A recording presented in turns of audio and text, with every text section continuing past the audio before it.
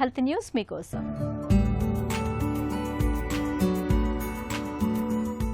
ఆధునిక జీవనశైలి మూలంగా ఇవాళ యువతలో కోలోరెక్టల్ క్యాన్సర్ కేసులు ఎక్కువగా నమోదవుతున్నాయి.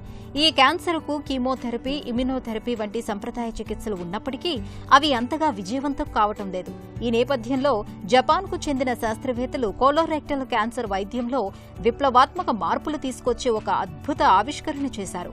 చెట్లపై తిరుగాడే ఒక చిన్న కప్ప పేగుల్లో కోలోరెక్టల్ క్యాన్సర్ చికిత్సలో ఉపయోగపడే బ్యాక్టీరియా ఉన్నట్లు కనుగొన్నారు. జపాన్లోని advanced institute of science and టెక్నాలజీకి చెందిన పరిశోధకులు చెట్లపై తిరిగే కప్ప పొట్టలో కనిపించే బ్యాక్టీరియాను పరిశీలించారు. వీటిలో ఎవిన్గెల్లా అమెరికానా అనే బ్యాక్టీరియా కోలోరెక్టల్ క్యాన్సర్ చికిత్సలో మెరుగ్గా పనిచేస్తున్నట్లు శాస్త్రవేత్తలు గుర్తించారు. ఆ బ్యాక్టీరియాను ఎలుకల్లో ప్రవేశపెట్టి పరిశోధనలు చేసినప్పుడు క్యాన్సర్ కణితులు పూర్తిగా మాయమయ్యాయని వారు చెబుతున్నారు. ఆ బ్యాక్టీరియా కారణంగా ఆరోగ్యవంతంగా మారిన ఎలుకల శరీరంలోకి మరోసారి క్యాన్సర్ కణాలు ప్రవేశపెట్టారు.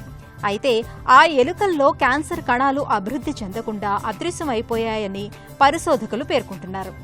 ఎవిన్గెల్లా అమెరికానా బ్యాక్టీరియా క్యాన్సర్ కణాలను నేరుగా నాశనం చేస్తుందని, అలాగే రోగనిరోధక వ్యవస్థను కూడా బలోపేతం చేస్తుందని పరిశోధకులు వివరిస్తున్నారు.